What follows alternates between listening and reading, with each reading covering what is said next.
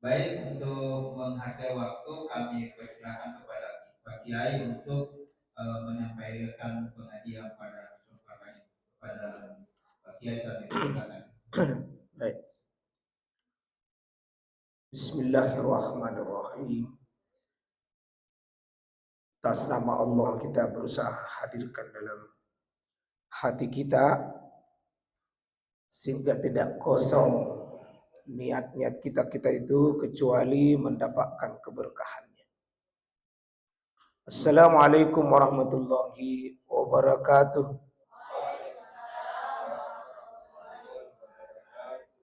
Alhamdulillah, dengan suara hati kita dari dalam memuji kepada Allah bukan basa-basi. Walladzi anzalal Qur'an, dialah Allah Maha Baik, Maha Mulia, Maha Tinggi yang telah menurunkan Al-Qur'an pada kita. Bil haqq, dengan benar, bukan basa-basi. Quran itu datang dan bukan cerita-cerita dongeng tapi nyata adanya. La raiba fih, Quran ini, Quran Allah katakan dengan tegas, la raiba fih, tidak ada sama sekali keraguan di dalamnya. Harus kita yakin dengan seyakin-yakinnya.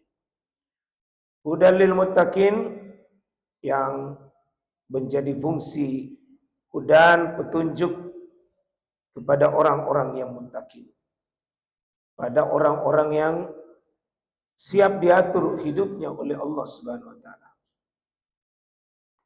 Wa nusallimu ala rasulina Muhammad SAW wa alihi wa sahbihi wa man tabi'ahu bi ihsanin ila yaumil qiyamah. Wa ba'd. Allahumma 'allimna ma yanfa'una wa yanfa'una ma 'allamtana. Allahumma rzuqna bi tilawatil Qur'an warzuqna bi fahmil Qur'an warzuqna bi amalin minal Qur'an. Allahumma hdina ila siratil aziz, siratil hamid. Alhamdulillah, di bulan yang penuh dengan kemuliaan ini, di hari juga yang paling mulia hari ini sepekan, di tempat yang mulia hari ini dalam rumah Allah, dalam agenda kita beribadah, berpuasa, sebagai juga kegiatan ibadah yang paling mulia dalam bentuk mengiringinya dengan majelis ilmu, semua berkumpul kemuliaan. Jadi kalau kita tidak dapat kemuliaan, Pak, sekarang ini kita lewat-lewat gitu. Sudah Ramadannya mulia, hari Jumatnya mulia, masjidnya mulia, pengajiannya mulia, puasanya mulia. Ya, sungguh jika kita tidak mendapat percikan sedikit pun kebaikan, ya saya tidak tahu di mana letak kesalahannya. Ya, Alhamdulillah, para bapak dan ibu, saudara seperjuangan dan insyaallah seakidah kita semua menuju satu titik kesuksesan kita dunia dan lebih-lebih nanti sukses di akhirat kelak. Kita harus rancang hidup kita ini, Bapak Ibu, bukan cuma sukses selalu bayangan kita sukses di dunia, tapi harus selalu kita bayangkan dan kita harus prioritaskan. Ya, sukses yang paling penting adalah dibukakan pintu surga buat kita dengan diampuni dosa kita beserta kesalahan-kesalahan kita digugurkan oleh Allah Subhanahu wa taala. Insyaallah kita ini sudah berada pada hari ke-17 Ramadan hari ini. Sudah berada pada hari yang ke-17. Ya. Sebagian kaum muslimin ya sebentar malam itu juga malamnya juga malam 17. Ya. Jadi kita ini hari adalah hari ke-17. Sebentar sebagian kaum muslimin Itu sebentar, itu malamnya ke-17. Ya. 17 mudah-mudahan bukan cuma sembarang hari, tetapi kita ketahui 17 itu adalah 17 rakaat bagi kita setiap hari wajib di store di sisi Allah. Minimal 17 itu adalah Indonesia ini mendapatkan kenikmatan al-istiqlal, kemerdekaan. 17 itu adalah pertama kalinya Quran ini sampai di bumi Allah. 17 Ramadan adalah pertama kalinya Quran itu sampai di bumi Allah Subhanahu wa taala. Perdana Quran itu turun. Sehingga kaum muslimin di Indonesia ini mengambil peristiwa 17 Ramadan itu menjadikan sebagai nuzulul Quran. Nuzul artinya turunnya Quran. Ini yang kita mau Bapak Ibu sekalian, bagaimana memaknai itu nuzul, memaknai itu Quran itu turun. Jangan kita fokus hanya turun pada Mekah dengan Madinah. Itu sejarah. Tapi yang paling penting bagaimana turun di hati kita. Gimana terbuka hati kita itu dengan Quran. Ya. Jadi bagaimana hati kita itu juga menjadi Mekah kecil, Madinah kecil yang mau menampung Al-Quran itu. Ya. Jadi kalau ada Mekah dengan 86 surah selama prosesi 13 tahun.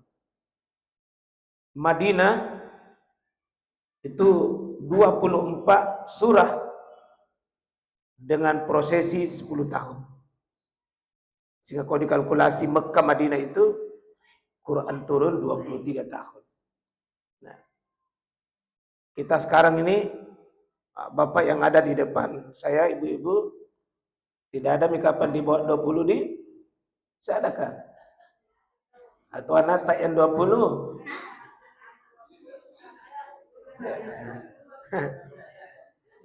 23 tahun itu sempurna Nabi menerima wahyu. Kita sudah berapa lama berinteraksi dengan Quran Bapak Ibu? Sudah berapa lama ini? Sudah berapa ayat yang turun di hati kita? Sudah berapa Quran itu masuk menyertai kita punya hidup? Nah, tiap tahun ini nuzulul Quran diambil, diperingati. Ya, jangan-jangan tidak turun-turun. Jangan-jangan atau turun tapi kita punya hati itu tertutup. Tidak mau menerima.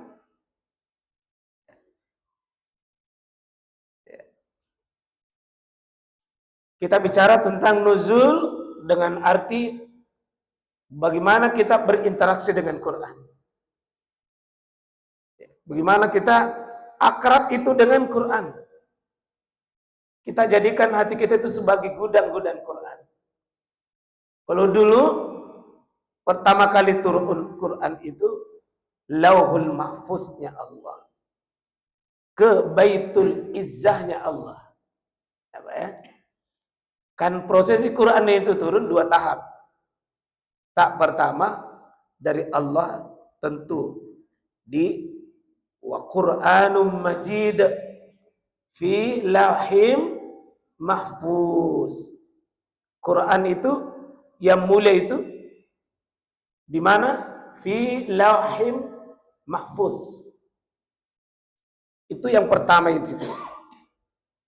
Lalu nanti turun ke langit dunia.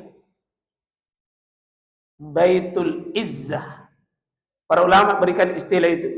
Baitul Izzah, rumah kemuliaan. Itu turun pertama itu. Inilah turun yang anzalnahu. Inna anzalnahu fi lailatul qadar. Sesungguhnya kami, kata Allah, telah menurunkan dia, yakni Al-Quran itu, Kapan? Fi Lailatul Qadar. Ini yang turun adalah sekaligus. Inna anzalnahu fi Lailatul Qadar. Sesungguhnya kami telah menurunkan dia, Al-Quran ini. Kapan? Fi Lailatul Qadar. Kapan Lailatul Qadar itu, Bapak Ibu?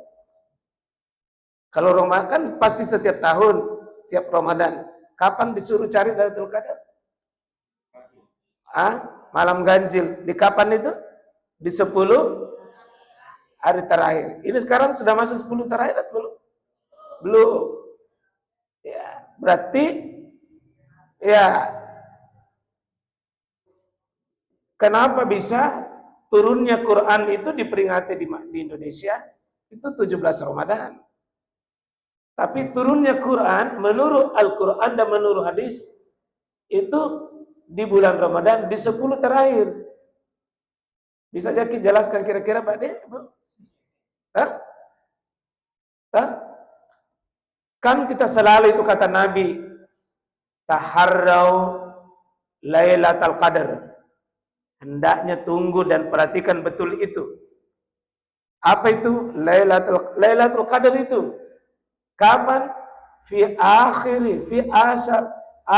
di 10 akhir min Ramadan. Di 10 akhir Ramadan cari itu.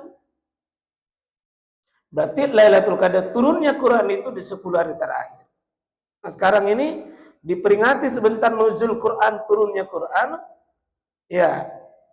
Padahal belum Lailatul Qadar. Gimana itu kira-kira? Karena Indonesia mengambil yang diperingati turunnya itu bukan turunnya dari Allah ke langit dunia, tapi yang diambil langit dunia ke bumi Allah itu. Di Baitul Izzah itu langit Allah, gudang keduanya yang diambil, diperingati dan dari langit dunia itu ke Nabi kita Muhammad SAW di 2 tempat, Mekah dengan Madinah. Yang prosesnya awalnya dari langit dunia itu ke bumi Allah, 17 Ramadan itu. Nah, berarti supaya kita tidak bingung, turunnya Quran itu 2 tahap. 2 tahap. Tahap pertama sekaligus. Maka dipakailah kata anzalna. Inna anzalna. Kalau ibu baca Quran itu inna anzalnahu. Kata anzal itu dipakai dalam bahasa Arab. Pada umumnya itu turun sekaligus. Tidak berangsur-angsur. Sementara Quran yang turun ke Muhammad itu bukan anzalna tapi nazzalna. Itu turun berangsur-angsur. Jadi sama-sama turun, tapi ada satu turun sekaligus, ada satu turun berangsur-angsur. Kata yang dipakai oleh diksi Al-Quran biasanya beda. Kalau turun sekaligus biasanya anzalna, yang turun berangsur-angsur biasanya nazzalna. Ini sedikit bagi yang mendalami dalam sisi diksi bahasa Arabnya. Jadi sebentar 17 Ramadan untuk versi yang start hari Kamis. Kan kalau kita kan tadi malam tuh. Tadi malam kita versi 17 Ramadan. Karena Quran itu Pak turun di malam hari. Karena disebutkan inna anzalnahu fi lailah. Bukan fi nahar, bukan siang, tapi malam. Apa rahasianya? Lailatul Qadar itu turun malam. Malam itu Pak lebih hening, lebih sunyi, lebih sepi. Maka biasanya lebih mudah mendapat Lailatul Qadar itu. Kalau sepi, hening, hati kita. Hati itu lebih interaktif dengan Quran kalau dia lagi sepi. Lagi hening, lagi nikmat dengan Nah itu Bapak Ibu, kalau mau kita dapat Lailatul Qadri, kasih sepi hati kita dari harapan-harapan selain kepada Allah. Kasih sepi dia. Jangan terlalu sibuk hati kita untuk sibuk pada sesuatu yang Allah tidak ridho dengannya. Ya. Kasih sunyi hati kita dari pikiran-pikiran yang sifatnya duniawi. Itulah sebabnya di 10 hari terakhir ada hari menyepi bersepi-sepi. Hari bersepi-sepi. Hari berkhalwat untuk bisa mudah menerima Quran. Apa itu Bapak Ibu? Hari 10 terakhir bersepi-sepi itu disebut i'tikaf. Jadi makna i'tikaf adalah berdiam diri dalam ruang lingkup masjid, harus masjid. Untuk apa? Karena rumah paling mulia di dunia itu masjid. Untuk apa? Mengosongkan pikiran, mengosongkan pekerjaan dan hal-hal yang Allah tidak ridho. Maka di masjid itu dilatih. Maka itu fikihnya. Tapi hakikat yang paling kita tunggu di 10 terakhir itu, kalaupun kita tidak i'tikaf secara fikih di masjid, lakukan makna yang kurang lebih maknanya bahwa di 10 terakhir itu kosongkan diri dari hal-hal yang Allah tidak ridho dengan kita. Kalau belum bisa kita masuk di masjid full, jadikan kantor kita itu sebagaimana seperti fungsi masjid. Ya. Kalau tidak bisa tinggalkan rumah jadikanlah rumah itu sebagaimana fungsi masjid. Di setel.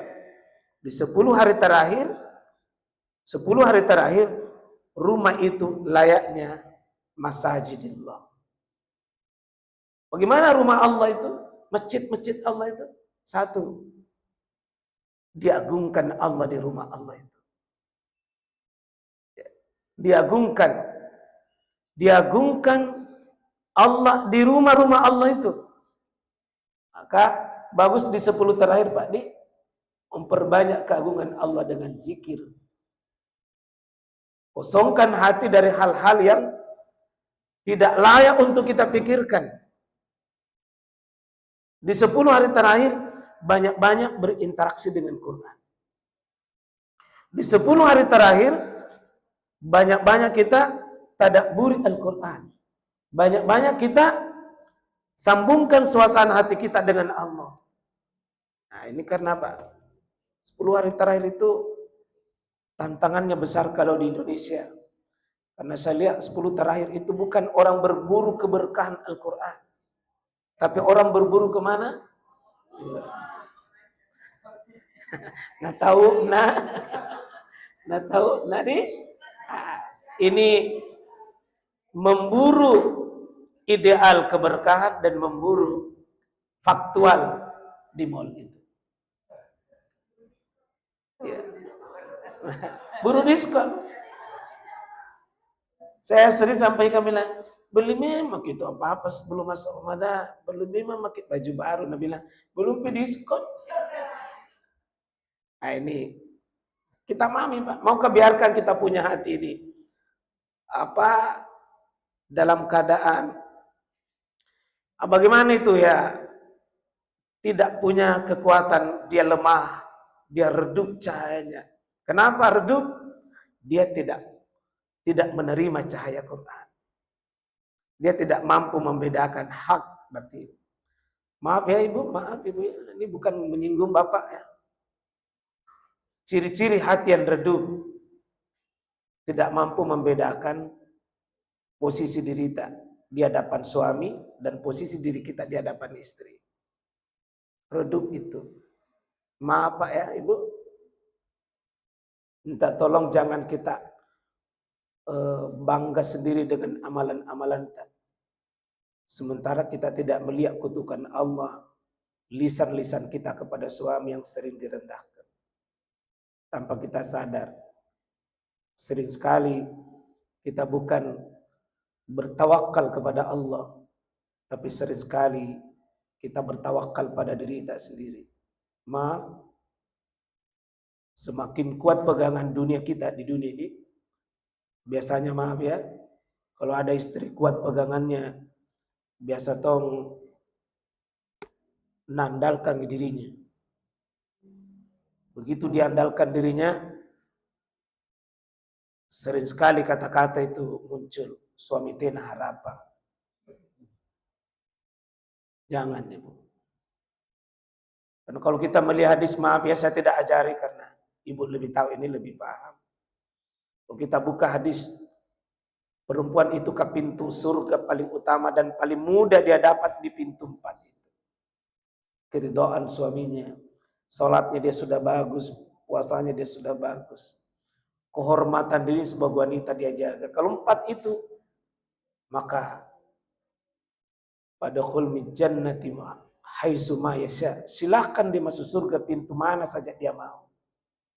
Diberikan pilihan oleh Nabi, oleh Allah, silakan masuk surga saja di pintu mana saja Anda mau. Kapan itu? Jika puasamu Anda sudah perbaiki, salatmu sudah perbaiki, kepada suami sudah diperbaiki, dan kehormatan diri sebagai wanita diperbaiki. Jadi saya lihat wanita itu makhluk yang paling gampang masuk surga. Paling gampang kan nampak ini nak perbaiki, sudah dipersilakan masuk surga pintu mana saja. Cuma kadang-kadang kita sendiri mempersulit diri kita. Karena ada yang gampang, tapi pergi ke sibuk sesuatu yang membuat kita semakin jauh dari surga itu. Mari kita adakan renungan diri di akhir-akhir Ramadan itu.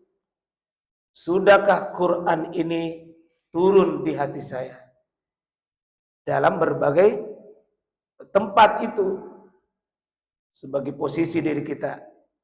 Ya, karena kalau tidak Pak, tidak disadari begitu, habis itu waktu, habis jalan terus, kita tidak ada yang membuat kita tersadarkan itu. Jadi, maaf sudah bisa saya sedikit tulis, jadi maaf saya.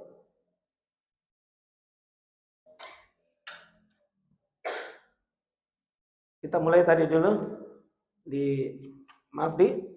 tadi Al-Quran ini yang turun itu dua tahap ini. Jadi yang pertama tadi ya, jadi Allah Subhanahu wa taala turunkan ini Quran pertama namanya Lauhul Mahfuz. Di Lauhul Mahfuz.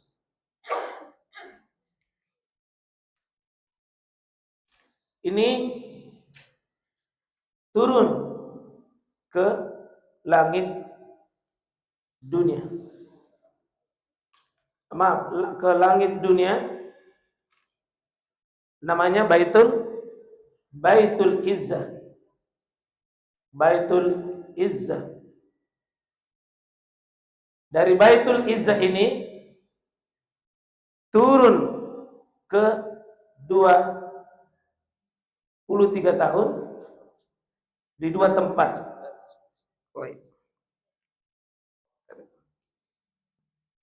Di 2 tempat. Mana?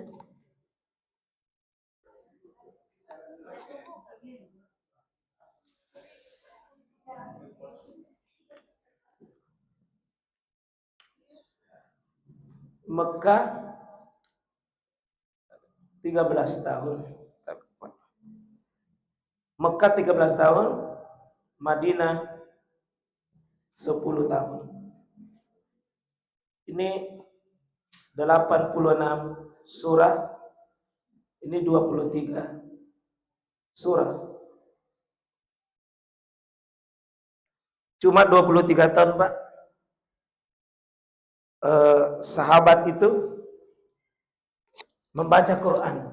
Ini prosesi baca Quran itu 23 tahun. Tolong saya ulang ini.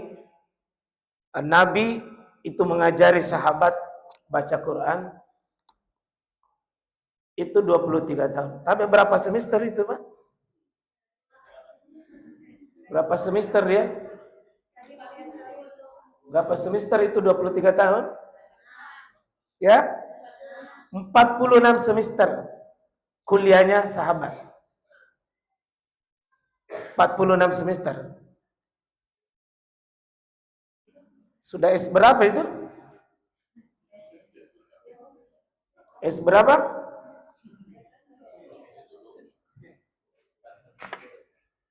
Ya. Jadi Nabi itu, para sahabat itu mendapat gelar kuntum khaira ummah, kalian umat terbaik. Itu di dua kampus. Kampus pertama di Mekah kuliah 23 tahun, kuliah 13 tahun. Kampus kedua di Madinah kuliah 10 tahun. Ini semua silabinya, silabi materinya, kurikulum langsung dari Allah. Kurikulum langsung dari Allah.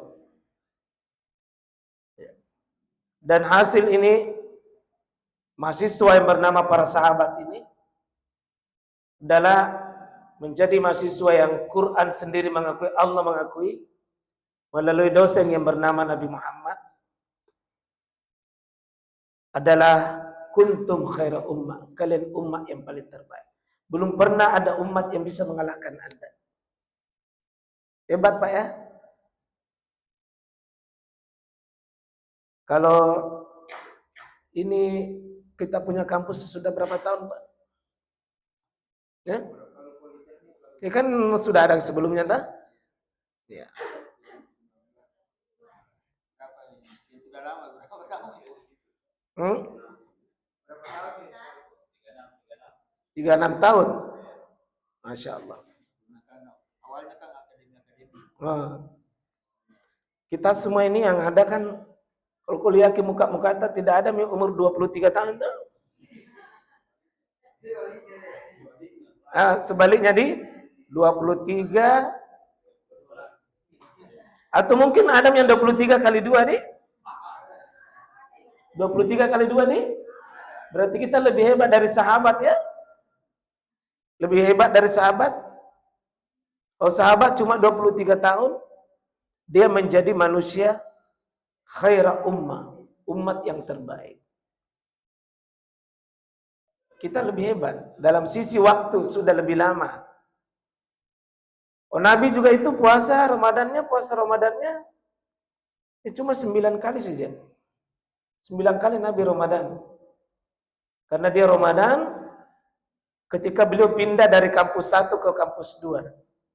Kampus 1 di Mekah belum turun ayat tentang puasa. Nanti pindah ke kampus 2 di Madinah. Setelah tahun kedua beliau masuk di Madinah, itu baru turun. Nah, dia tinggal kuliah, memberi kuliah di sahabat di Madinah, itu 10 tahun. Tahun kedua masuk, berarti Nabi itu 9 kali Ramadan, Pak. Nabi 9 kali Ramadan saja, sudah sempurna itu. Kita sudah berapa kali? Banyak kali ini. Puasa tak? Berarti insya Allah kita peluangnya yang oleh puasa itu yang Allah katakan kutiba alaikumusiyam kama kutiba alal ladzina min qablikum la'allakum tattaqun, itu menjadi manusia bertakwa. Itu kita sudah mendapatkan materi tentang Ramadan. Kalau Nabi 9 kali, kalau kita mungkin ada yang 40 kali ada 40 kali. Berarti 3 kali lipat dengan Nabi sallallahu alaihi wasallam. Renungan-renungan seperti ini waskala mesti kita lakukan supaya kita ini tidak membiarkan waktu begitu saja berjalan. Di posisi Mekah ini kita Allah turunkan Al-Quran di Baitul Laul Mahfuz. Disinilah gudang pertamanya Quran. Diproses inna anzalnahu, kami turunkan dia. Yang Al-Quran 30 juz ini, 30 juz Dari Laul Mahfuz itu ke langit dunia Baitul Izzah selama 23 tahun. Nah, pertanyaannya, kita ini berapa ayat yang kira-kira kita sudah dapat dan sudah terima itu? Ketika turun Al-Quran ini, berapa ayat yang kita bisa pahami? Karena Quran itu, Bapak Ibu Saudara sekalian, cara berinteraksinya kan, satu harus ada proses imani dulu, yakini. Kemudian yang kedua, kita ilmui. Yang ketiga, kita amal. 4, kita dakwah. Yang kelima, kita bersabar atau istiqomah dengan ayat itu. Itu barangkali 5, Pak ya. Kita sering ulang-ulang itu. Kita yakini, kita ilmui, kita amalkan, kita dakwakan. 5 tugas kita. Tadi yang mendapatkan bimbingan tahsinul Quran itu satu bagian berinteraksi dengan Quran. Prosesi ilmu itu. Prosesi ilmu.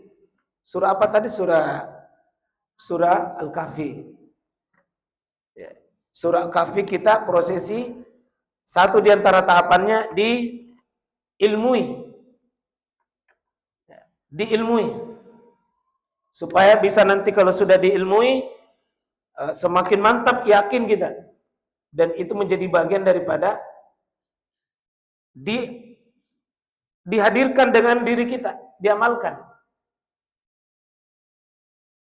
Kahfi tidak salah 110 ayat. Lumayan itu Bapak Ibu kalau kita bisa yakini, ilmui, amalkan, dakwakan, istiqomah.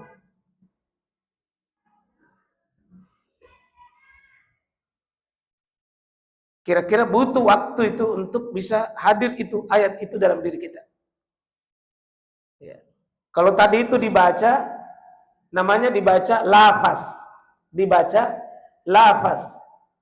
Lafaz membunyikan huruf demi huruf, kata demi kata, kalimat demi kalimat.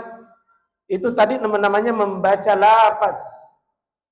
Dilafazkan, dibunyikan. Ini bisa hatam, Pak. Seperti hari ini Quran itu dibagi-bagi juz, ya.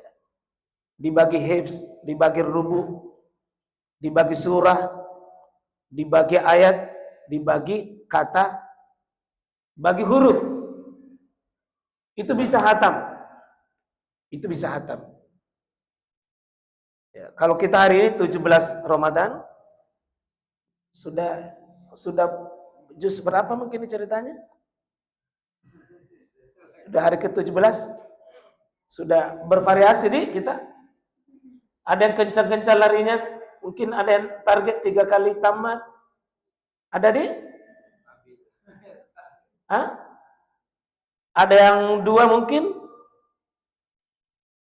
Ada yang 1? Ya.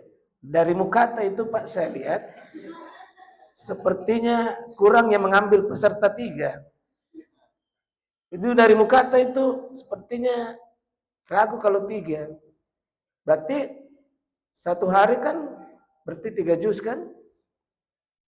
Kalau 3 juz itu 1 jam setengah. 1 jam setengah. Dengan standar bacaan 1 jam setengah. Berarti kita punya waktu dengan Quran Ramadan ini berapa lama? 1 juz mungkin? 1 juz? Ya, 1 juz. Ya. Berarti kalau begitu hari ini 17. Ya. Imam Syafi'i itu khatam malamnya, khatam juga di siangnya. Berarti 60 kali dia khatam. Imam Syafi'i.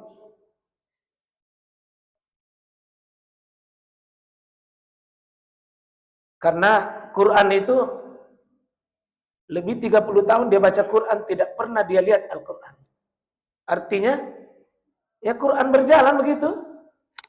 Dengan kayak kaset nih, itu bacaan Qurannya itu seperti surah Al-Fatihah saja.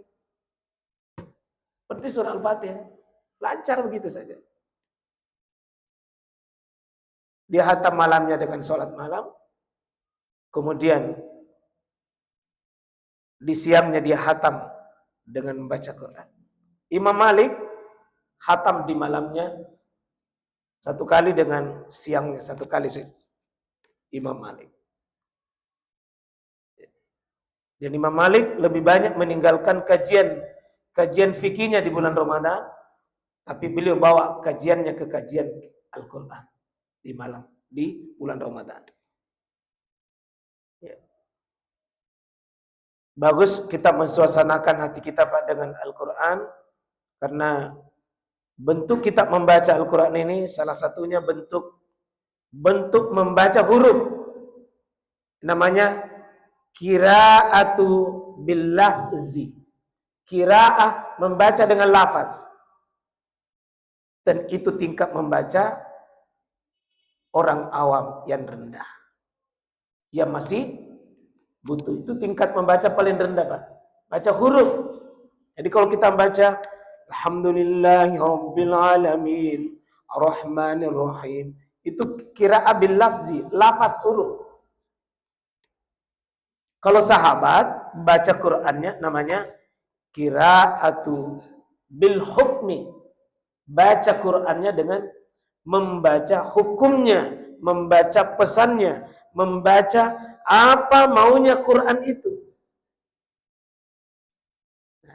Cara baca Qur'an ini yang bil hukmi itu yang dilakukan Kiai Haji Ahmad Dahlan. Kiai Ahmad Dahlan itu membaca Qur'annya banyak-banyak dengan pakai bil hukmi. Baca Quran dengan pesannya itu ayat. Seperti ada ayat dia baca, wal takum minkum ummah. Hendaknya ada di antara kamu itu segolongan umat. Yang segolongan itu yad'una ilal khair.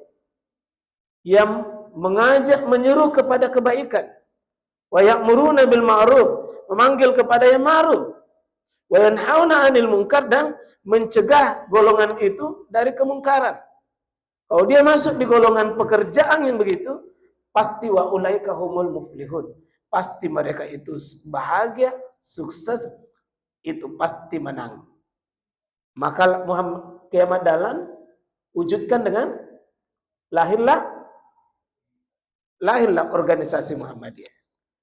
Karena Kiai Ahmad Dahlan itu beliau tidak baca ayat dengan lewat begitu saja, misalnya alif lam mim zalikal kitabul la raiba fi hudal lil muttaqin. Itu baca lafaz namanya. Tapi Kiai Ahmad Dahlan itu sama dengan sahabat baca ayat. Sahabat baca ayat itu 23 tahun adalah istilahnya Quraisy Shihab membumikan Al-Qur'an. Membumikan Al-Qur'an. Kalau bisa Pak hari ini, kalau istilah membumikan, karena ini kita pakai nuzul, bagaimana itu membumikan Quran pada diri kita. Sudah berapa ayat itu dihadirkan Pak? Kalau saya belum bisa membumikan, tapi kita mungkin pakai kata saja, menghadirkan Al-Quran saja. Tapi Bapak Ibu, berapa kira-kira ayat yang kita sudah bawa di kampus ini? Berapa ayat yang kita sudah bawa di Rumata? Berapa ayat yang kita sudah terjemahkan ke anak kita? Pak ya? Berapa ayat yang kita, kalau Bapak di sebelah kiri ini saya, berapa ayat yang kita sudah bacakan pada istri kita? Dan yang di sebelah sini, sudah berapa ayat yang kita baca ke suami kita? Supaya itu hadir. Nah, inilah bahasa tadi, diyakini, diilmui, diamalkan, didakwakan, dan istiqomah. Gampang saya kira Pak kita baca berapa ayat itu dihadirkan, karena efek Quran itu kalau hadir, Efek Quran itu kalau hadir, Pak, semua yang berkaitan dan bersentuhan dengan Quran pasti bercahaya, Pak. Pasti bercahaya. Dan cahayanya disebut dengan cahaya kemuliaan, cahaya kemuliaan, cahaya keberkahan. Tidak ada orang yang bersentuhan dengan Quran kecuali akan bercahaya. Cahayanya bukan cahaya lampu, tapi cahaya ilmu, cahaya hatinya akan kena dampaknya itu dengan Al-Quran yang dibaca.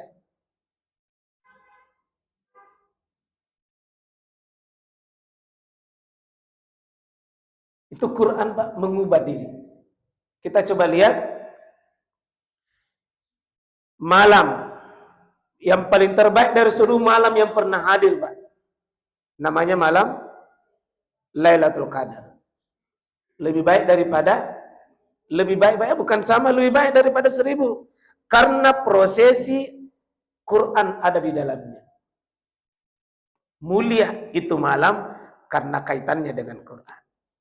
Malaikat paling mulia dari seluruh malaikat yang tidak bisa dihitung, kita kenal namanya Jibril. Karena dia yang, ya bahasa kita sekarang ini yang suka COD, kurir. Kurirnya itu Quran. Dia ngantar Quran. Dia dapat percikan kemuliaannya. Terus Nabi Muhammad adalah manusia paling mulia dari seluruh manusia. Seluruh nabi dan rasul. Karena Muhammad yang mendapat Quran itu ke langit dunia, dia antar. Terus Mekah, Madinah, Pak. Satu kali sholat di Mekah karena keberkahannya 100.000 kali sholat di masjid. Sini 1 kali di sana, Pak. 1 banding 100.000. 1 banding 100.000. Di Madinah 1 banding 1000. Mekah, Madinah, kampusnya Rasulullah SAW, ini menjadi negeri paling mulia karena disinilah Quran dihadirkan, diturunkan. Tempat Mekah, Madinah, waktu Lailatul Qadar, Jibril, Muhammad, kita umat yang paling mulia, kata Nabi, nahnul akhirun walakin nahnul awalun. Kita umat paling terakhir, tidak ada lagi umat di belakangnya umat Nabi Muhammad, tapi orang yang paling pertama gunting pita masuk surga, Pak, adalah umatnya Rasulullah. Kenapa? Karena ada Quran yang mengawal kita. Ada Quran yang mengawal kita. Nah, semua yang bersentuhan dengan Quran, Pak, pasti mulia. Nah, sekarang kita lihat ke sahabat. Bilal, Pak, Bilal, kita kenal Bilal ini budak. Bilal ini tidak ada model tubuhnya, gelap gulita, tidak ada model, Pak, secara bentuk air. Tapi dia menjadi sahabat yang paling agung, paling mulia di kehidupan para sahabat. Itu karena ada Quran menyertai dadanya Bilal itu. Abdullah ibn Mas'ud, budak. Tidak ada apa-apanya, Pak, Abdullah ibn Mas'ud. Tapi orang yang paling mudah itu baca Quran, mencintai Quran dengan sejujurnya, itu Abdullah ibn Mas'ud. Dia budak, lewat di depan rumahnya tuannya, Pak, sudah membungkuk karena dia budak. Sehari-harinya tidak memiliki apa-apa, bahkan jangankan memiliki apa-apa, dirinya pun dia tidak miliki. Tapi begitu dia sudah masuk Quran, Pak, dirinya, Pak, hebat sekali Abdullah ibn Mas'ud. Artinya apa? Quran itu mengubah diri. Quran itu mengubah diri kita. Tabe, Bapak Ibu sekalian. Kalau ada pribadi-pribadi muslim, Pak, aneh-aneh, pasti karena Quran gagal masuk di dalamnya. Ya, Pak, ya? Kalau ada rumah tangga yang sulit Pak mendapat sakinahnya itu, mawaddahnya, warahmanya, itu karena Quran gagal masuk di rumah itu. Kita tanya masing-masing diri kita. Kita coba evaluasi Pak. Karena rumah tangga yang kemasukan Quran, yang dihadirkan Quran, satu, jarang konflik. Kalaupun konflik Pak, konflik kecil-kecil. Selesai dengan sederhana. Kalau ada rumah-rumah Pak yang sulit ditundukkan, konflik itu bukan jarang tapi menjadi dominan, bahkan ribut dan berkelahi itu sudah langganan, ya, bahkan sudah dianggap biasa. Kira-kira Bapak Ibu, ada satu yang gagal. Kita belum seriusi Quran ini dihadirkan di rumah kita. Kita coba tanya Pak ya, berapa kali kita mengaji sepekan? Suami istri. Suami istri Pak. Sebab kalau istri dia mengaji, suami tidak mengaji Pak, susah. Begitu juga jika suami yang mengaji, istri tidak pernah mengaji, susah juga itu Pak. Susah juga. Akan pincang perjalanan rumah tangga. Bagusnya mengaji ini, yang dimaksud mengaji ini Pak, mengaji bil hukmi, mengaji pemahaman. Kita memang duduk di majelis ilmu untuk menghadirkan ayat itu untuk diri kita. Karena Quran mengatakan, inna hazal Quran yahdi lillati hiya aqwam. Sungguh Quran ini pasti akan meluruskan Anda kalau Anda bengkok. Kalau Anda mau jujur, terima. Sungguh Quran ini menerangi Anda yang masih gelap. Sungguh Quran ini akan membimbing Anda kepada sesuatu yang baik. Maka mari kita baca Pak. Quran kalau belum masuk di hati kita, maaf, sering gelisah Pak. Kurang ketenangan. Was-was, gelisah tingkat tinggi, sampai sulit ketenangan, tidak ada keberkahan hidupnya. Pak ya, kalau hidup ini dimasuki Quran, tawakalnya lebih tinggi, lebih kuat kesabarannya, syukurnya nampak di wajahnya Pak. Nampak di wajah kegembiraan. Kesabarannya bisa dia kendalikan itu. Itu kalau ada Al-Quran menyapa hatinya manusia. Nah, bagaimana supaya ini bisa hadir Pak di rumah kita? Ya. Saya, Pak Ustaz Asis itu Pak, guru kita Pak Kiai Jalal, itu sekali sepekan itu kumpul semua anak-anak cucu itu. Beliau sendiri yang langsung ajar. Saya belajar sama beliau itu 1,5 tahun sendiri saja. Saya bawa kitab, saya sendiri bawa laptop, saya sendiri bawa LCD, saya tampilkan, saya baca. Beliau yang koreksi, saya yang baca, beliau mendengar. Itu namanya sistem talaki. Sistem talaki saya yang baca, saya yang jelaskan, bagian dengar. Itu yang sekarang ini Pak Kurami orang lakukan. Saya sendiri bawa LCD, bawa laptop, saya buka kitab, 1,5 tahun Pak. Saya baca sendiri itu kitab, tidak ada. Beliau saya lihat itu Pak, beliau setiap pekan kumpul itu, istri semua anak-anak itu baca Quran. Saya lihat ini agak kurang ulama-ulama dan para bapak ibu yang mau terapkan. Kita sepertinya sudah suami jalan sendiri, istri jalan sendiri. Akhirnya rumah tangga tidak ada model Pak, tidak ada bentuk. Kita tidak dibimbing oleh Quran. Maunya suami, maunya istri, maunya jalan sendiri, tidak. Akhirnya bentrok di mana-mana. Bagaimana kira-kira Pak ya? Kan ini ada satu keluarga ini, kampus kita ini kan, kita mau ini sama. Ada rujukan Quran Sunnah, jelas. Kemudian kalau tenis-tenis yang sifatnya itu, kita merujuk kepada pedoman Muhammadiyah. Mukadimah apa adik kita punya anggaran dasar, anggaran rumah tangga sampai pengelolaan amal usaha. Kenapa kita mengaji begini, Pak? Itu dimaksudkan supaya bukan formalitas kita hadir, tapi bagaimana mengaji kita ini merubah pola pikir kita, merubah pola sikap dan tindakan kita.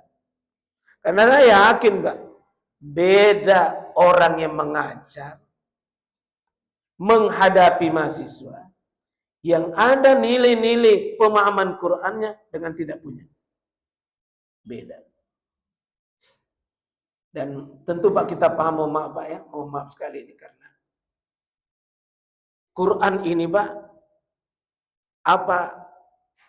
Quran ini yarfa'u darajat, Allah akan mengangkat derajat sebagian orang, tapi wa yada'u akhirin, Allah juga akan Quran juga akan menghinakan. Jadi Quran itu fungsi dua Pak, Quran mengangkat dan Quran juga akan menghinakan. Tabe, Quran itu fungsi dua. Siapa menjadikan Quran di depannya, dia baca, dia imani, dia yakini, Quran akan mengangkatnya, Pak. Tapi siapa tidak jujur dengan Quran, meskipun dia baca, dia pelajari, tapi dia tidak jujur dengan Quran, Quran akan menghinakannya. Jadi mohon maaf Pak, tidak semua orang hafal Quran itu otomatis jadi orang yang baik. Makanya tidak, itu satu paket. Baca, hafal, ilmui, tapi imani dan amalkan. Kalau penghafal Quran saja, tahu Quran, paham Quran, tapi tidak diberi hidayah untuk mengamalkan Quran, Pak, Quran akan menuntutnya. Quran akan menghujat dia. Quran akan menghujat dia. Dan Quran akan membuktikan Anda tidak ada apa-apamu. Nah, kita ini di posisi mana, Pak? Akankah Quran ini mengangkat kita? Atau akankah Quran ini akan seret kita menjadi hina? Bisa kira-kira, tapi jam setengah 10 ini? Setengah berapa? Setengah 11 nih. Itu 1 jam ini? Bisa mungkin kita buka mintanya jawab kalau begitu.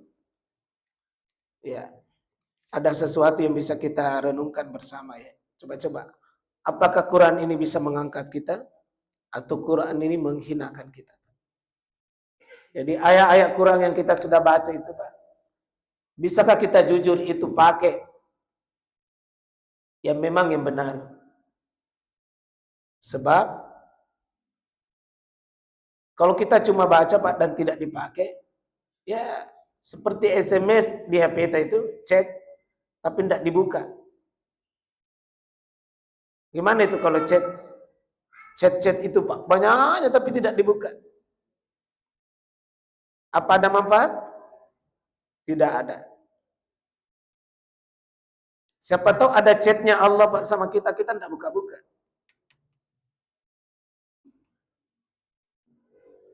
Ya. Tapi siapa tahu ada orang yang kok dilihat ini pintar baca Quran, ustaz, mahir, tapi kayaknya lainnya kedo-kedo na lainnya gauna, lain tongnya dengan Quran. Itu berarti ibarat orang sudah dikirim chat tapi dia tidak pernah buka. Tidak pernah buka ke. Ada di HP-nya, tapi dia tidak buka. Biarlah kita ini Pak, pangkat golongan rendah kecil tidak apa-apa, tapi dilihat hidupnya sabar, jujur, lebih bersyukur, kurang mengeluh, menghargai orang. Hebatnya nih. Ini orang ini tidak banyak di chatnya di dalam HP-nya, tapi buka semua salah, centang warna biru semua salah. Dan mempengaruhi aktivitas hidupnya. Kalau ada dosen suka terlambat dan cepat pulang, itu ciri-ciri, Pak. Belum buka chatnya itu. Baru belum tanggal gaji yang itu mami nih. Kapan ini orang tanda tangan?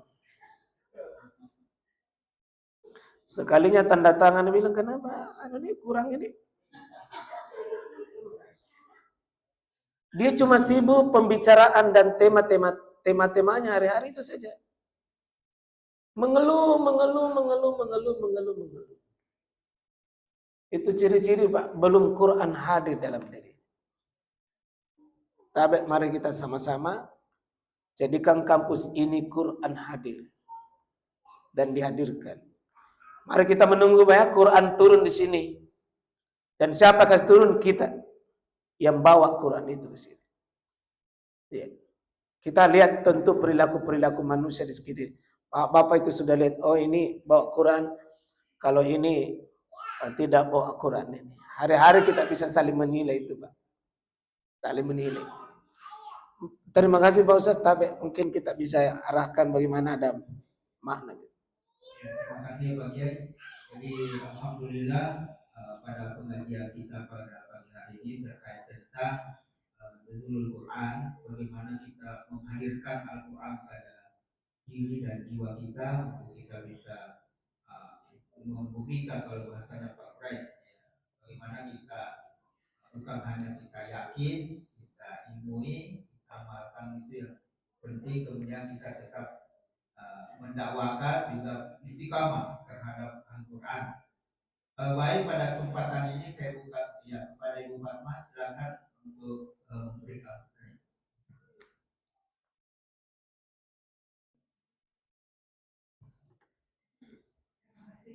Assalamualaikum warahmatullahi wabarakatuh. Waalaikumsalam warahmatullahi wabarakatuh. Ada beberapa hal yang mau saya tanyakan. Pertama bahwa di bulan suci Ramadan ini betul kita punya target misalnya untuk menamatkan Al-Quran. Tapi yang manakah yang lebih utama kita lakukan? Misalnya apakah kita mengejar target menyelesaikan 30 juz atau 2 kali atau 3 kali tamat, daripada kita misalnya lebih mengutamakan pada yang tadi itu kira-kira lebih kita memahamkan diri kita akan ayat-ayat yang akan kita bacakan, sekalipun misalnya target kita tidak tercapai untuk menamatkan 30 juz. Yang kedua, tadi 10 hari terakhir iktikaf yang diutamakan adalah memang pemulihannya dilaksanakan di masjid. Kadang kami ini ibu-ibu merasa cemburu dengan bapak-bapak, begitu mudahnya mereka untuk melakukan iktikaf di masjid, sedangkan kami ini sangat terbatas kemampuan kami untuk bisa melakukannya di masjid. Karena tanggung jawab di rumah jauh lebih besar misalnya dibandingkan ke masjid. Tetapi rasa ingin untuk melakukan iktikaf itu lebih sangat besar. Terutama yang mana yang kami harus pilih. Iya. Baik. Insya Allah. Nah, baru mewakili 3 orang. Hanya kami di sini adalah orang-orang tua, Ustaz. Saya sudah memiliki anak, alhamdulillah. Begitu besar saya dengan tadi tanggung jawab seorang istri dalam tanda kutip mengabdikan kepada diri kepada suami dalam ajaran dalam dari tidak Allah. Kami sebagai orang tua menjadi utamanya saya dengan anak dengan 5 orang perempuan, betapa saya rasakan bahwa memilihkan jodoh untuk anak itu tanggung jawabnya luar biasa. Ya, karena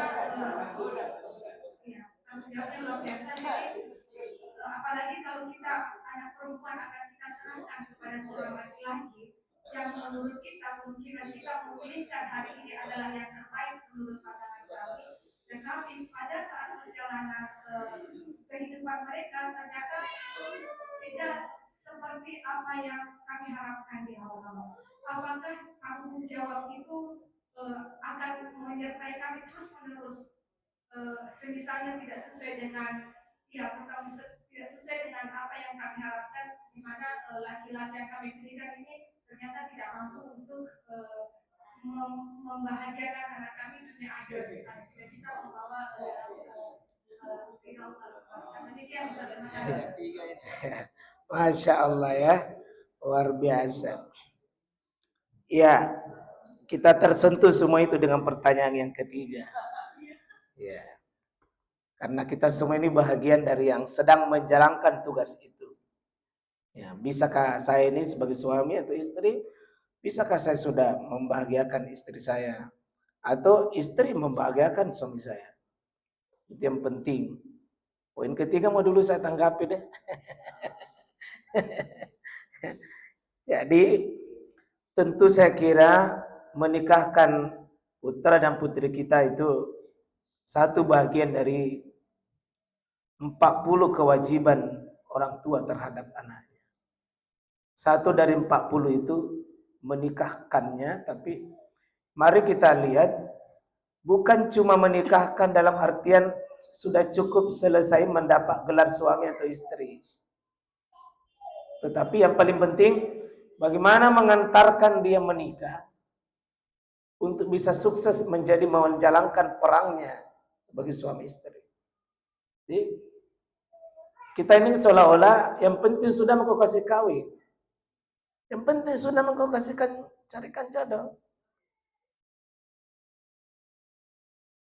Hal yang paling penting bagaimana kita mengantar bisa dia menjalankan perannya sebagai peran suami atau peran istri. Maaf karena kita ini banyak-banyak Bapak Ibu dipola oleh hidup kita dengan pola dipersiapkan satu jadi CPNS. Kita tidak dipola untuk dipersiapkan menjadi laki-laki yang siap mendampingi perempuan dan mengelola rumah tangga. Kita kursus pernikahan itu maaf Bapak ya. Berapa kali waktu tak mau menikah itu ke kantor KUA itu? Satu kali sih itu. Itu yang mau menikah sekarang itu begitu. Dan itu pun di belakang. Kalau kita dulu zaman tidak ada kapan dapat begitu. Langsung saja. Nah, berarti yang paling berperan di sini bukan kepala kantor urusan agama, tapi yang paling penting orang tua yang mempersiapkan diri untuk menjalani rumah kita. Karena kita jadikan rumah kita itu adalah fakultas terbuka untuk rumah tangga anak kita. Jadi mungkin bagus kita persiapkan itu. Rumah tangga kita itu adalah fakultas untuk anak kita. Kita ini adalah rektornya. Dan kita ini kepala perguruan tingginya apapun namanya. Yang melakoni rumah tangga, nyata na baca anak-anak, oh ibuku, bapakku, seperti ini menjalani. Hari-hari dia lihat kita bagaimana seorang suami memperlakukan istrinya. Hari-hari dia lihat mata kuliah itu bagaimana seorang ibu saya menghadapi suami. Dan itu mata kuliah yang berlangsung tiap hari. Sebab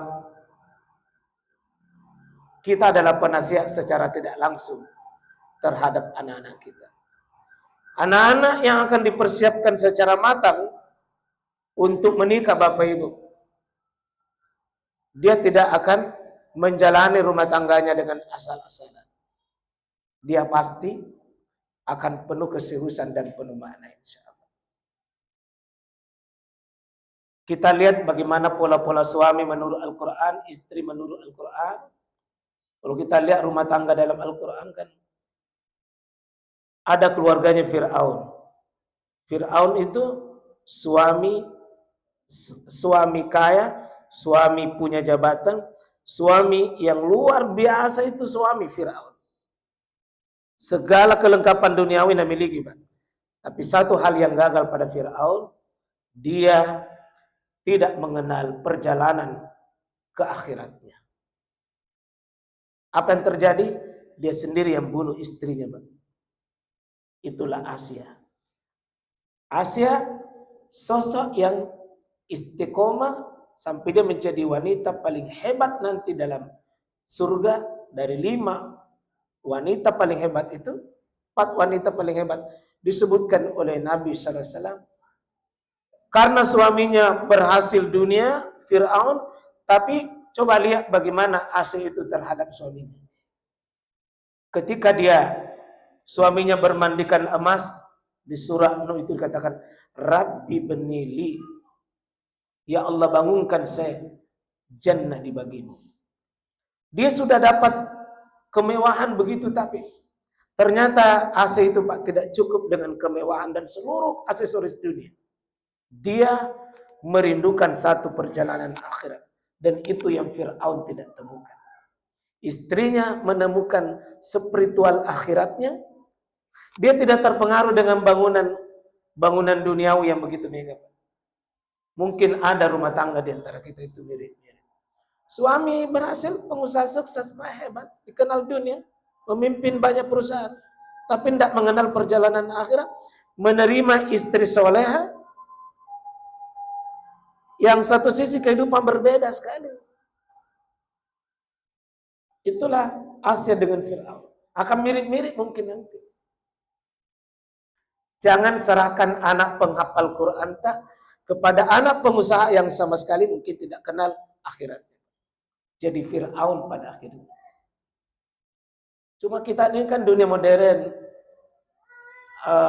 hampir kita ke situ Pak, banyak bilang, dari mana calon suaminya? Oh, disebut gelar-gelar dunianya yang menguntungkan. Dan paling cepat itu biasa diterima kalau begitu.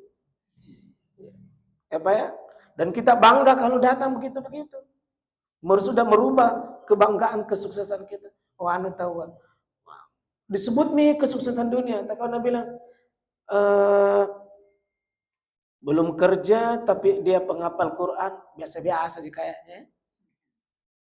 Tidak ada kebanggaan tersendiri. Butuh dua-duanya Pak, karena Nuh satu model rumah tangga juga, nabi, tapi seorang nabi, tapi justru istri yang tidak taat, yang kurang ajar, sampai melahirkan juga Kan'an, anak yang kurang ajar itu. Jadi problemnya rumah tangga Nuh, suaminya tonsengnya nabi, istrinya yang kurang ajar, akhirnya anaknya yang bermasalah Pak. Iya. Ya, mungkin ada di antara kita begitu. Kalau dilihat suaminya suami soleh, tapi istrinya, akhirnya anaknya ada sebagian ikut sama mamanya. Nah, kita di mana? Ada keluarga kompak menurut Al-Quran, tapi kompak konsen dalam keburukan. Itulah keluarganya Abu Lahab. Abu Lahab itu tabbat yada Abi Lahab ma'agna anhu malu wa makasab. Saya selanaran zata lahab wa imra'atu. Abu Lahab bersama istrinya Pak dengan anaknya. Premang Abu Lahab, tambah sukses karena didukung sama istri. Anaknya kepala preman. Di mana kira-kira Pak? Ada itu, ada rumah tangga Pak. Dilihat, jadi artinya jalan beriringan tapi sangi salah na jama. Kompak tonji Pak, kompak juga. Kompak untuk masuk neraka. Dan yang terakhir tentu kita mau seperti keluarganya Nabi Ibrahim, keluarganya Nabi kita Muhammad SAW itu. Gimana seorang suami Nabi, istri-istri beliau, Aisyah, Hafsah, ya, dengan Maimunah, Ummu Salamah, dengan istri-istri itu Pak, kita lihat bukan tanpa konflik, bukan tanpa masalah Pak. Quran juga mengabadikan itu. Tapi semua bisa selesai dengan melahirkan prioritas hidup itu adalah ketaatan di hadapan Allah. Nah, bagaimana kita pilih tadi kira-kira Pak tadi? Di antara Bapak ini keluarga mana Ki? Fir'aun kah? Berarti istri soleh, suami ya jauh. Nuh suami soleh, tapi istri yang kurang ajar. Atau kelompok yang ketiga, sama-sama brutal dan tidak dianggap brutal Pak karena satu paket sih, dianggap biasa. Ya, satu pemakai narkoba, satu penjual, yang dua sekaligus dua-duanya. Dan kita mau yang keempat. Sekarang bangunan rumah tangga kita itu kira-kira mirip mana Bapak Ibu? Di antara empat itu. Nah, untuk mengharapkan tadi bahwa kita mau sukses anak-anak kita ini, kita mulai dulu dari diri kita semua dulu. Karena apa yang terjadi pada diri kita Pak, itu lebih cenderung banyak diterima pada anak-anak kita. Mulailah dari kita memotong tadi generasi-generasi Fir'aun, generasi istrinya Firaun dan seterusnya ke bawah. Yang kedua yang kedua itikaf. Perempuan itu bisa juga itikaf. Ya, di masjid sama suami. Meskipun nanti di masjid itu kan diberi beda tempat. Tapi sama-sama itikaf boleh. Jika sudah memang hal-hal sudah banyak sekarang ini suami istri itikaf. Katakanlah ruangan ini dibagi dua, sebelah sini laki-laki, sebelah sana perempuan. Bisa.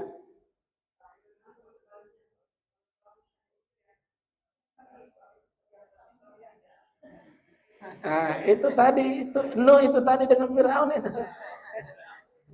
Istrinya yang pergi, suami tidak. Siapa yang masakkan suami di rumah? Nanti cari pemasak sendiri. Nanti cari tambahan pemasak.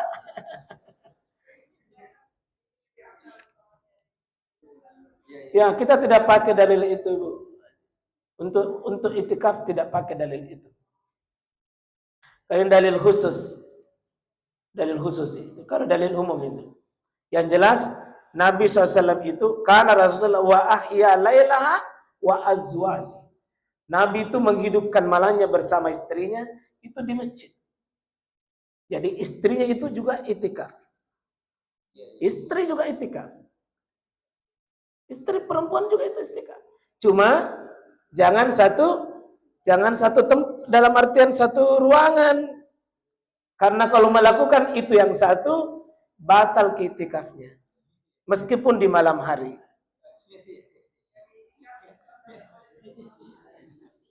Tuntunan itikaf itu secara fikih di rumah karena wa antum fil masajid dan kalian itu itikaf itu di masjid, berarti yang disebutkan masjid.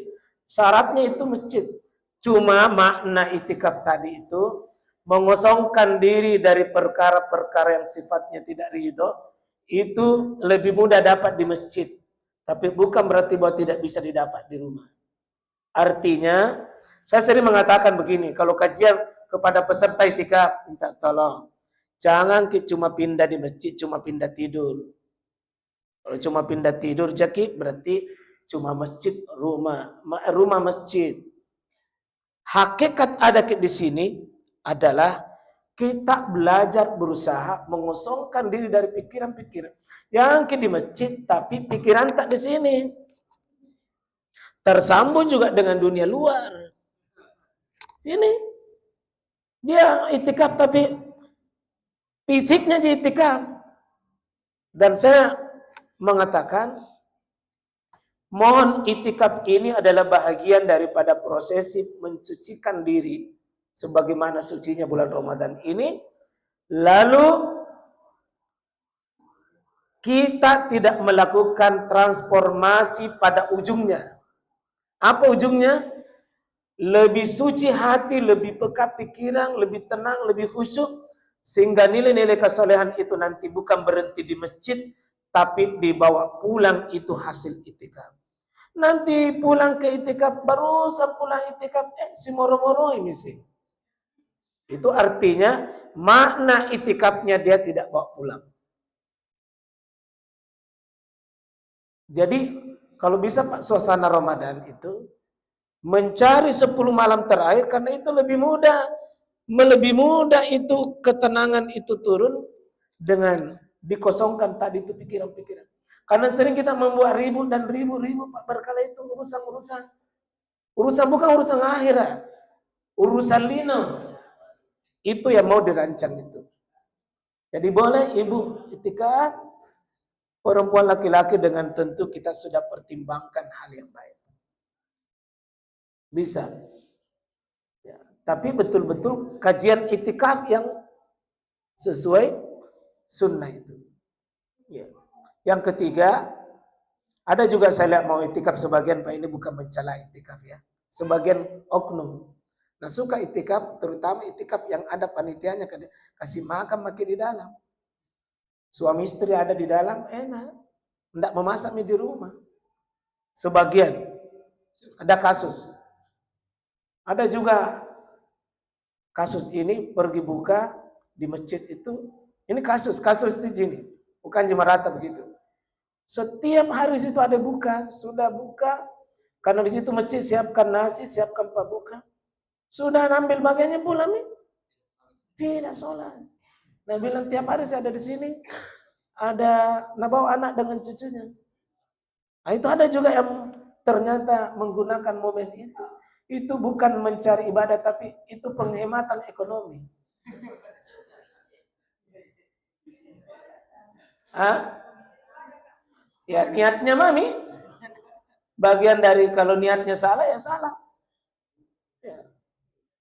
Tapi itu kan cuma oknum, bukan begitu semua orang. Cuma oknum yang salah itu.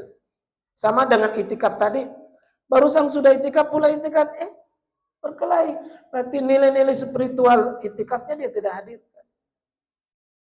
Mestinya Bu ya, kalau kita sudah pulang pengajian begini nih, nilai-nilai pengajian itu dijaga. Minta maaf Ibu, jangan lalu ada anggap masalah dulu di rumah. Kalau barusan pulang dari pengajian begini. Karena pasti dia bilang, Imam ya, kesurupan barusan pulang pengajian. Biar ada dulu di dia aneh-aneh, jangan dulu. Jangan dulu. Karena mencederai itu pengajian. Apalagi sudah ke sholat. Sudah ke sholat, Assalamualaikum warahmatullahi wabarakatuh. Assalamualaikum warahmatullahi wabarakatuh. Langsung besar suara. Berarti nilai-nilai sholat yang kita baca tadi itu tidak menyentuh kita punya hati. Sudah Assalamualaikum, langsung besar suaranya. Berarti tidak ada zikirnya hadir. Yang terakhir, yang ketiga tadi, yang pertama apa tadi Pak Ustaz? Oh, yang mana lebih afdal, memburu target banyak meskipun kita tidak tahu, atau satu kali saja, atau tidak tamat tapi bermakna. Sebenarnya tidak bisa dipisah sebenarnya. Ya, kalau bagusnya memang ya banyak dan berkualitas. Ya, banyak dan berkualitas. Itu paling bagus sebenarnya. Cuma kondisi kita di sini sekarang, kondisi kita seperti sekarang ini kan, kita membaca Quran itu kan satu bukan bahasa Atak, kedua tidak mengerti juga. Maka kalau dibaca kalalom begini bagus, karena ini Quran hebatnya, dibaca tidak dibaca, dipaham tidak dipaham, tetap dapat pahala. Itu Quran.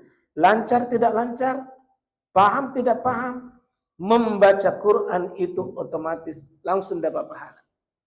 Cuma itu target baca rendah namanya. Karena kalau sekedar baca pahala, pahala itu kan semuanya kiriman untuk akhirat. Yang kita mau bagaimana Quran itu dibumikan, Quran itu menjadi bacaan sekaligus panduan hidup. Dia memandu kita menjadi suami, menjadi istri, memandu sebagai pengelola amal usaha seperti ini, memandu. Itu yang tertinggi yang kita harapkan. Dan itu fungsi Quran. Tapi kan bertahap. Syahrul Ramadan alladzi unzila fihi Quran dulu kan, baru hudan, kemudian wa bayyinatin minal huda wal furqan. 4 fungsi Quran di situ. Pertama dulu dibaca. Namanya Quran. Quran itu disebut Quran karena sesuatu yang dibaca. Jadi kalau Quran itu tidak pernah dibaca, Pak, bukan Quran namanya. Mushaf namanya. Jadi Quran ini nanti bisa disebut Quran kalau dibaca. Kalau tidak pernah dibaca bukan Quran. Kertas biasa sih, Pak. Kalau misalnya ada Quran di situ lambu-lambuan di lemari berdebu, itu bukan Quran namanya. Kertas yang ditumpuk. Quran itu qara'u Qur'anan, ini bacaan. Mesti dibaca, Pak. Ini HP juga bisa Quran kalau dia dibaca. Ya. Itu saya kira jadi bagusnya kalau saya mengambil kesimpulan tahap kita fakta, mungkin usahakan dulu tamat ini 1 kali hurufnya. Tamatkan dulu. Tamatkan dulu. Nanti proses yang kedua itu mungkin kita baru bagus tadabburnya. Tadabburnya, pemahaman, tingkat pemahamannya. Ya.